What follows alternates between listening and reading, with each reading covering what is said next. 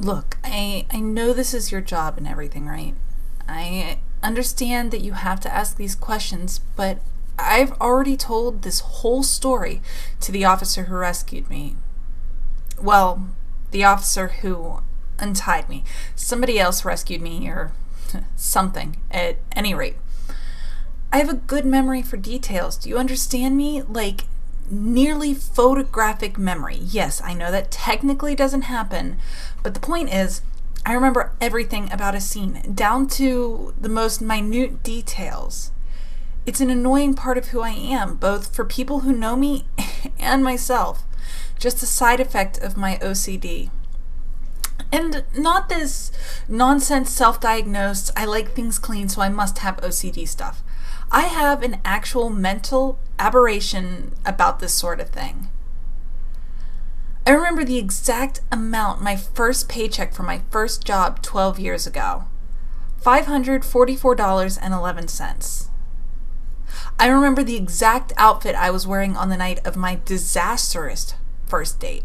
A white t-shirt, which is about 2 sizes too small on purpose, and blue jeans with my favorite pair of brown sandals. Don't judge, it was 2005. It's not just milestones either. I remember the exact pattern of the neck tattoo of the blonde cashier who sold me a bag of potato chips in Biloxi, Mississippi back in 2008. It was a tribal art design that vaguely resembled a fox. The left ear was a little wonky, so I thought it was a rabbit at first until the guy corrected me. Are you getting my point? I remember everything. So when I tell you that I remember everything that happened to me, you know I'm not exaggerating. I know a lot of people in similar situations repress a lot of stuff, but this isn't me, okay? God, I wish I could though. I remember it was 3 nights ago. I was driving home. I felt cold steel against the back of my head a short way down the road. I remember the rotten breath of the creep in my back seat who gave me instructions well off the beaten path to this old little shanty out in the woods. I remember him keeping his gun trained on me as we got out of the car first, then dragged me out. There was crunching under my feet dead leaves and twigs from the forest floor. I knew from how long we'd been driving that there was nobody around for miles, but he still felt the need to gag me.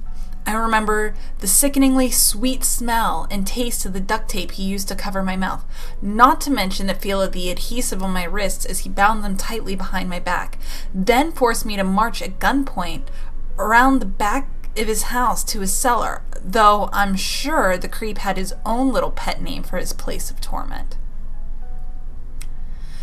Before I was forced in, however, I remember seeing something very strange. I filed this one away for later as I was obviously occupied. Even the attentiveness like mine, you tend to get distracted when you're bound, gagged, and kidnapped by some foul-mouthed pervert. But I remember seeing it. I don't know how to describe it. It was like a piece of the trees had broken off and taken a roughly human shape, oak brown with a strange sort of shimmer to it. It was like a finely polished wood statue of a man. There were no facial features, which is why at first I thought that's exactly what it was. Until I saw it again. That son of a bitch put a metal collar around me and locked it to this cold steel pole, giving me just enough space to be able to sit but not lay down. He then went on a diatribe like most of those sickos do to justify his actions. He began talking about how all of us really love this kind of treatment and before time I'd be thanking him. Even without my condition, I would have remembered these words because that's when I saw it again, peeking at us through the small cellar window. It was maybe a foot tall and 3 feet wide, but its face was clearly there, staring at us. I would have said something, but the duct tape was still over my mouth. I may have had some sort of expression of fear or at least curiosity at the beast, but I'm sure this guy just thought it was just a reaction to him. The damnedest thing, though, is that despite the fact that this being had no eyes, and the fact that me and the pervert were in roughly the same position in the cellar, I knew for a fact that creature was looking at him, not at me. There was something sinister, hungry, even in its contemplation. I don't have the facial clues, but I could feel the creature's energy well enough. I, of course, had my own problems to worry about as this freak began to prepare himself for whatever sick plans he had for me. He didn't get very far, and there was a knocking on the door upstairs. The creep dropped his bag of toys and shook like a leaf. He put on an extra layer of duct tape over my mouth, then pulled a cloth hood over my head. All I can remember from this point is the sound of what happened. I don't have any other sense to really go by until your officer found me 2 days later. What I heard, I will never forget as long as I live.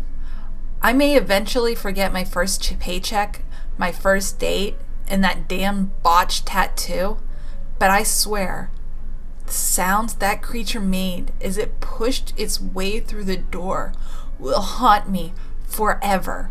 Try to imagine the sound of every tree in the forest snapping itself in half at the same time, and you might approach what it sounded like as this beast tore this man apart, bone by bone. The screaming only lasted a little bit, but when the screaming stopped, the desecration of this monster continued. I was scared, of course. I still hadn't pieced everything together yet, and here I was bound to a pole with no way of helping myself and convinced that the next thing to suffer the same fate.